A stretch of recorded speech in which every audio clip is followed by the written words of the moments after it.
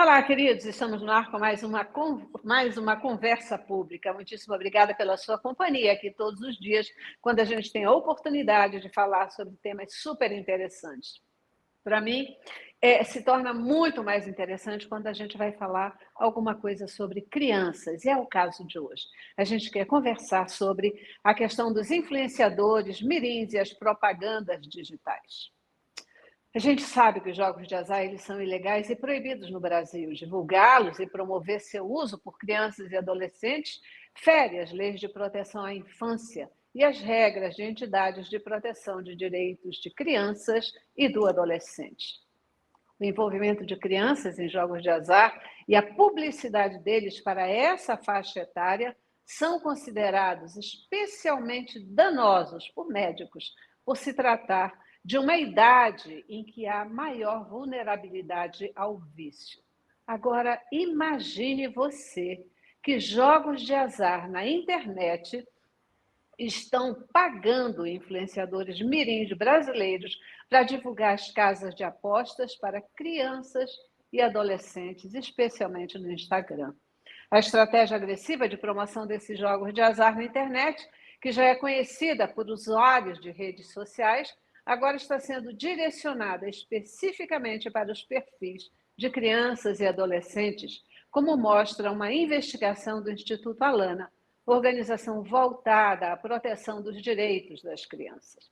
É por isso que hoje a gente vai conversar com a Maria Mello. Ela é coordenadora do Criança e Consumo do Instituto Alana e a gente quer abordar esse tema. Maria, muito obrigada pela sua presença, pelo seu tempo e participação conosco.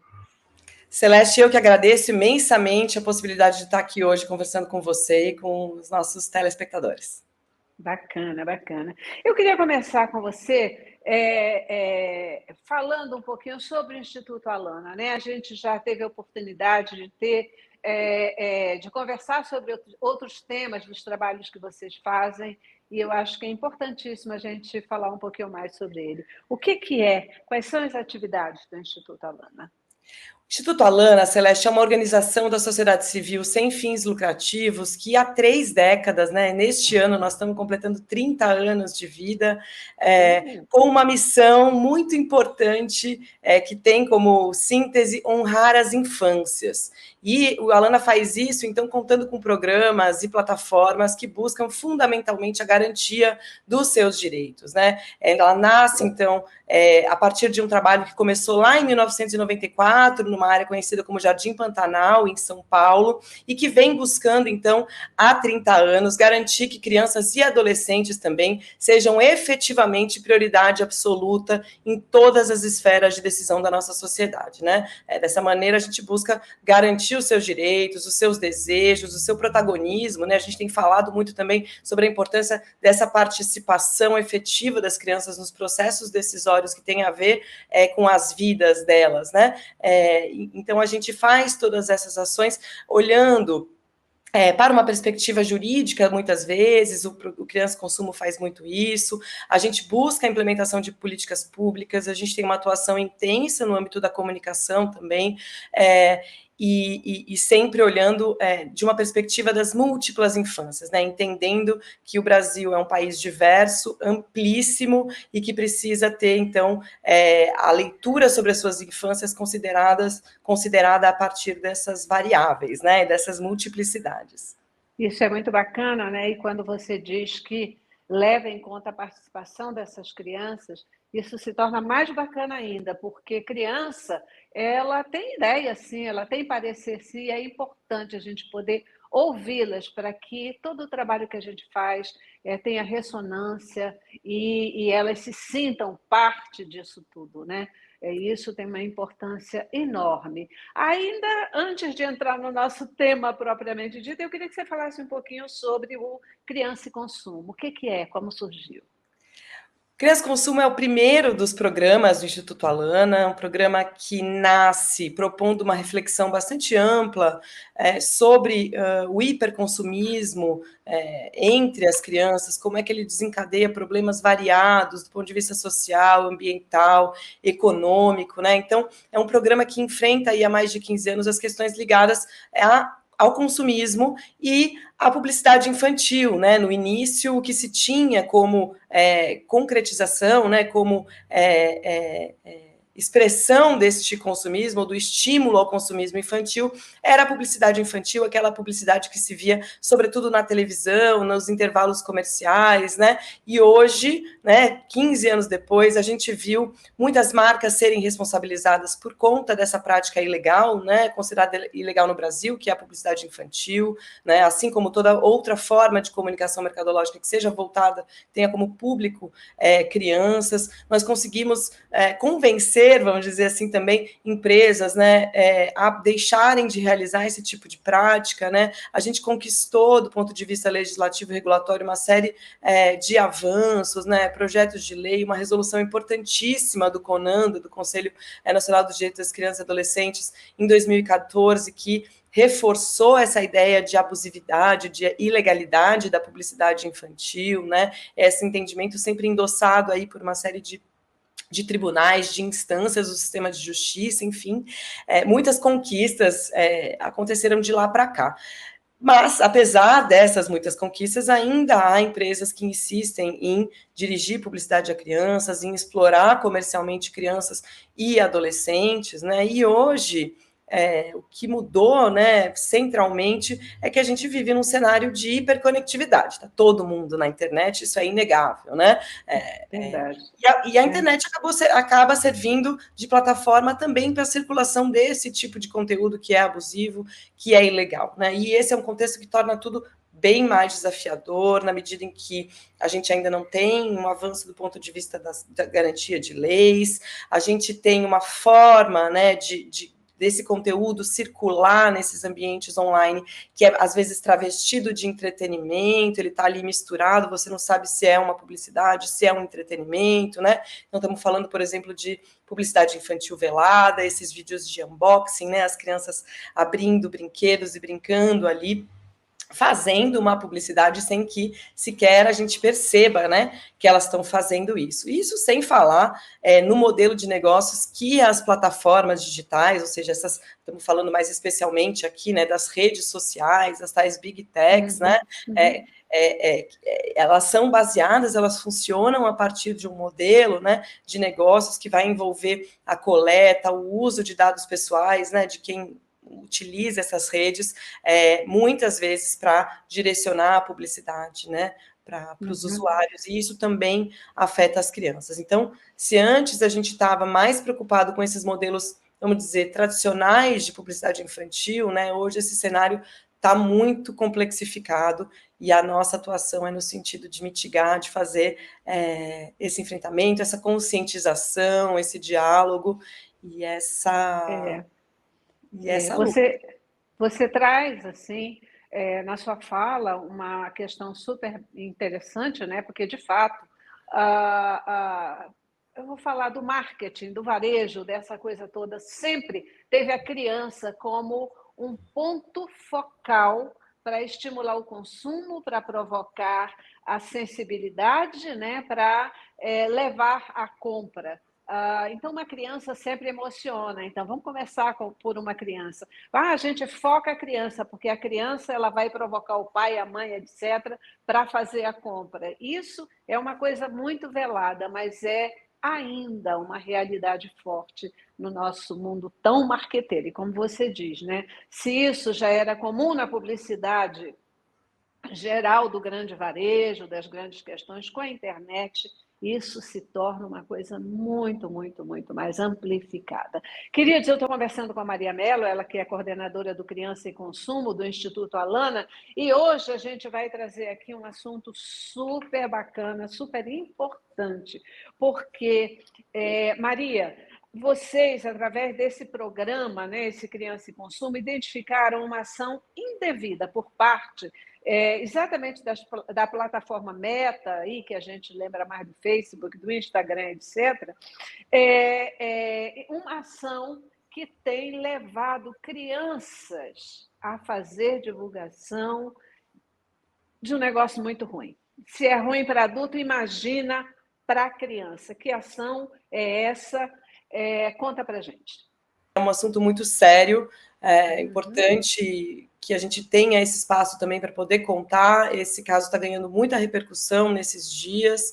A gente acaba de fazer uma denúncia para o Ministério Público de São Paulo em razão da veiculação de publicidade de casas de apostas ilegais, né? Para ficar mais claro aqui para todo mundo entender aqui esses jogos de aposta do tigrinho, né? Essas variações, né?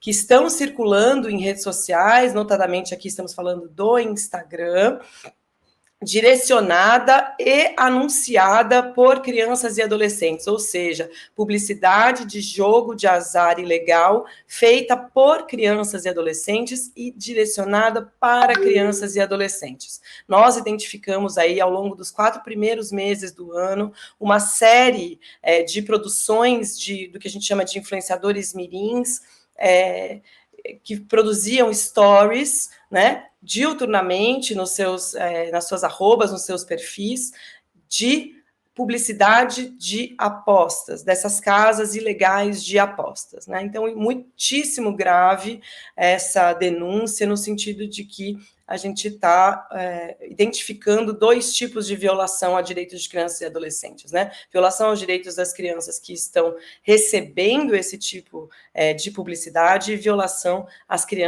direitos de crianças que estão fazendo esse tipo de publicidade, né? Performando esse tipo de publicidade. Então, essa é uma denúncia, como eu disse, super quente, a gente acabou de fazer, e que busca responsabilizar ou pedir a responsabilização das empresas envolvidas, com mais ênfase para o Instagram, que é a plataforma que permite que a circulação desses conteúdos aconteça, que de certa maneira modula, que de certa maneira, de muitas maneiras, na verdade, promove essa entrega, este encontro entre a produção deste conteúdo e quem está recebendo, que são os usuários, crianças e adolescentes, né? A denúncia pede, então, que a Meta, o Instagram, né, mais especificamente, possa se adequar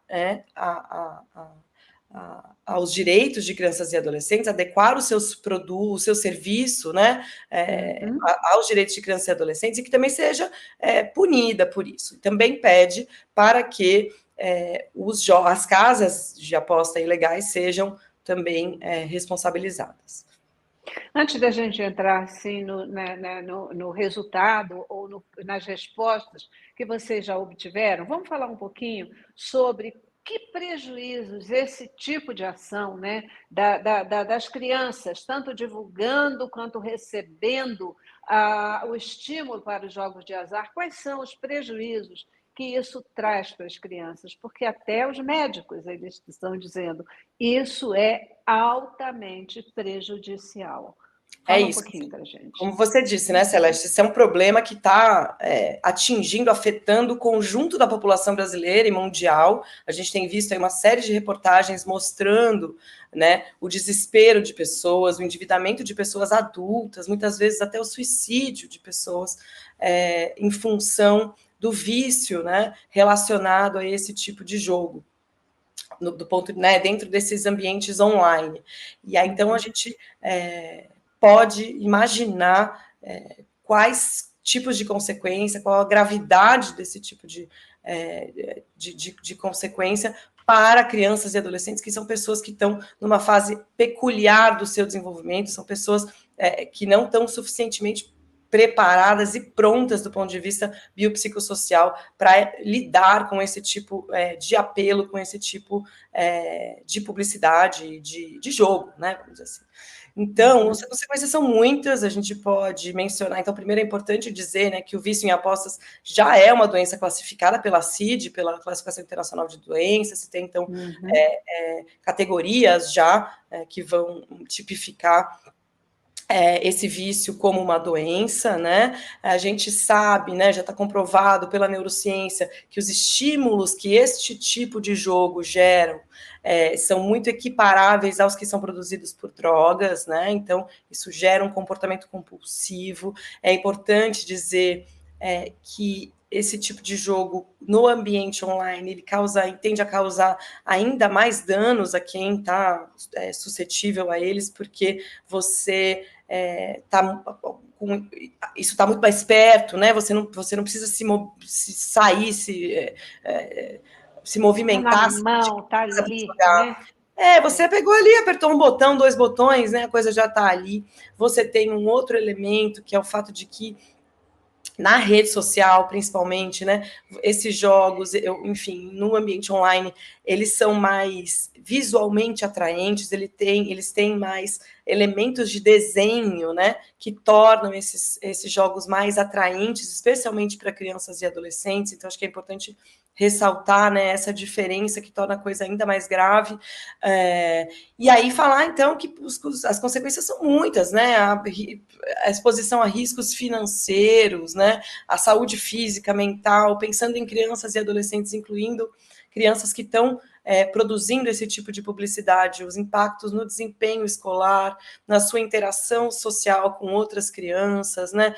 O próprio vício na tela, né? Para além do vício no jogo. Então, mais uma vez, né? Trazendo a importância da gente olhar para a responsabilidade dessas grandes plataformas quando desenham essas redes sociais de maneira a fazer com que fiquemos todos viciados, né? Incluindo as crianças e adolescentes, mas ao mesmo tempo elas dizendo que as crianças e adolescentes não estão lá. Então, se você olha para os termos de uso do Instagram, por exemplo, a presença de pessoas com menos de 13 anos é vedada, em tese. Só que a gente sabe que na vida real, e há pesquisas no Brasil que comprovam isso, que há pessoas, que há crianças dentro dessas plataformas, né? Que tem aí também no seu desenho uma perspectiva de persuasão, né? Do que a gente chama da economia da atenção, que é manter você ali o tempo todo ligado, o tempo todo mexendo naquela tela, porque é assim que essas plataformas acabam lucrando. Então, você tem aí sobrepostas responsabilidades que precisam ser endereçadas, né? Então, estamos falando de riscos, estamos falando de... Só um dado que eu queria trazer a mais, se você me permite, né? Claro. É uma pesquisa que mostra que pessoas que têm entre 10 e 24 anos são muito mais suscetíveis a problemas decorrentes a jogos de azar na comparação com adultos mais velhos, né? Uma vez, estamos falando de pessoas que são hipervulneráveis. Então, os hábitos que se formam nesse momento do desenvolvimento da pessoa vão impactar de uma maneira muito mais ampla o seu futuro. O seu futuro. Agora, se a gente já sabe que as redes sociais, elas te impulsionam, né? Aquilo que você olha, aquilo que você busca, vai sendo oferecido cada vez de uma maneira mais firme, né? Te direcionando para esse tipo de produto. Quando a gente fala dos jogos, que mais do que nunca eles são feitos de uma forma, como você já explicou, a atrair, a viciar, a te manter, a te prender ali. Isso, eu acho que não tem outra palavra, não sei a gente dizer, é absolutamente desastroso para a saúde mental das nossas crianças, dos nossos adolescentes. Sem falar que isso pode vir trazer um prejuízo para a família inteira, porque se a criança precisa de dinheiro, precisa de recurso para participar disso, quais são os mecanismos que ela vai estabelecer na rede familiar para poder ter aquilo que ela precisa para satisfazer o seu vício? Que a gente já sabe que vício torna você, muitas vezes, cego para a forma de conquista do que você precisa para satisfazer essa questão. Eu estou conversando aqui, queridos, com a Maria Mello, coordenadora do Criança e Consumo do Instituto Alana, né? E ela está aqui trazendo essa triste realidade das nossas crianças e adolescentes, especialmente crianças, sendo expostas aí no Instagram à divulgação de jogos de azar, né? Elas divulgam e elas atraem outras crianças também, né? Um público que tanto divulga quanto recebe essa divulgação. Maria, qual é a posição da justiça brasileira? Que resultados vocês já tiveram com essa denúncia, embora recente? Olha, esse caso é muito recente, a gente acabou de fazer essa denúncia, de fazer essa representação, então o que eu posso dizer é que a gente espera que o Ministério Público, que os outros órgãos que já tiveram contato com essa denúncia, com essa representação, possam, de fato, endereçar os nossos pedidos, né, e fazer com que justiça seja feita, com que a nossa legislação seja cumprida, tanto no que tange aos direitos de crianças e adolescentes, quanto no que tange a direitos do consumidor. A gente está falando aqui de violação a vários direitos, né, direitos que são offline e online também já garantidos a crianças e adolescentes. Então, a gente espera que a justiça possa, de fato, responsabilizar tanto as empresas que estão atuando ilegalmente no sentido de promover esses jogos de apostas e também, e eu diria que, sobretudo, essas plataformas que permitem e que viabilizam e que direcionam este conteúdo também para crianças e adolescentes. Acho que vale também, Celeste, contar, esqueci de falar no outro bloco, que quando o processo, né, da nossa investigação envolveu a constatação da atuação de influenciadores, crianças e adolescentes, incluindo uma criança de 6 anos, uma outra criança de 7 anos, e quando a gente tratou de denunciar para a própria plataforma, né, então dentro da rede social, você teria maneiras, né, de fazer essa denúncia, a plataforma devolveu, né, para a gente essa denúncia respondeu a gente dizendo que isso não feria as diretrizes da comunidade da plataforma, né? Então, que não haveria nenhum tipo de legalidade.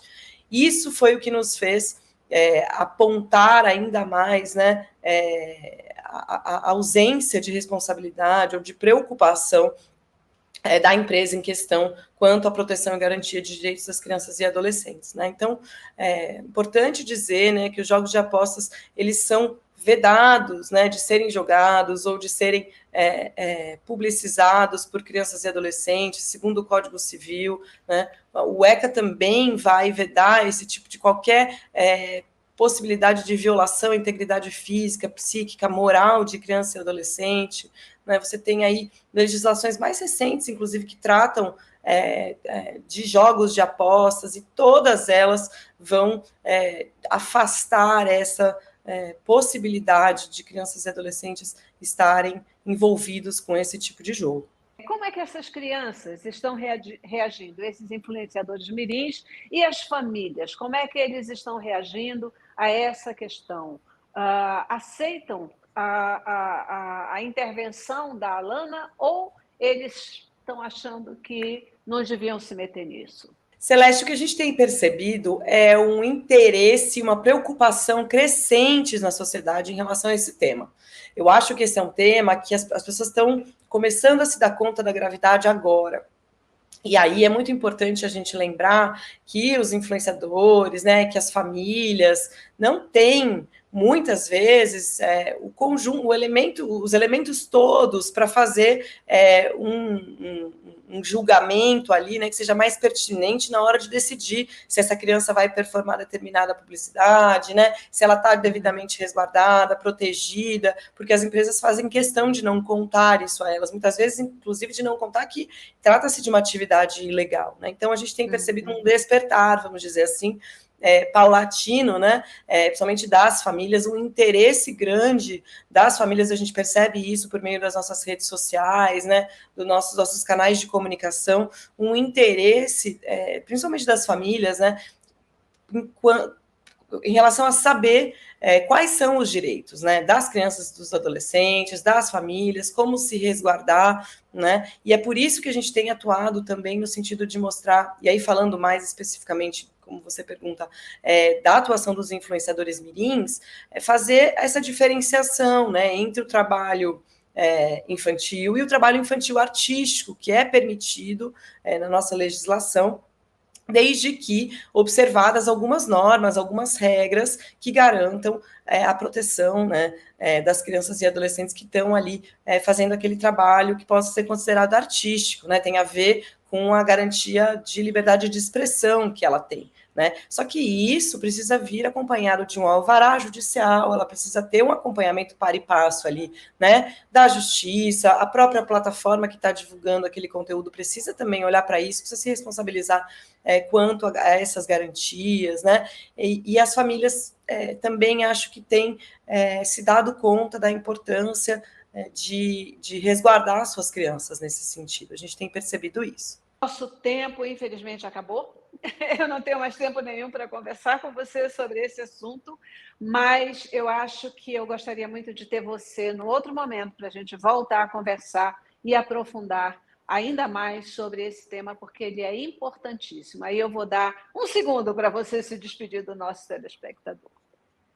Celeste, eu agradeço imensamente, fico à disposição. Acho que este tema das crianças no ambiente digital, nas redes sociais, é um tema urgente. Passou da hora da gente chamar as plataformas digitais, o Estado brasileiro, para proteger de fato as nossas crianças e adolescentes, exigir ações, né? É um contexto em que os riscos atrelados, né, à utilização de redes sociais por crianças e adolescentes estão cada vez maiores, cada vez mais prementes. Então, a gente não pode colocar em risco o presente e o futuro das nossas crianças e adolescentes em função do desejo de lucro dessas empresas. Então, me coloco à disposição e agradeço. Perfeito. Eu também agradeço muito a sua participação, Maria. Conversei aqui, né, com a Maria Mello, coordenadora do Criança e Consumo do Instituto Alana. Agradeço a sua participação e agradeço a você também que esteve conosco até agora. lembra, você faz parte dessa história e você também é responsável por interromper esse processo, tá bom? Até a próxima.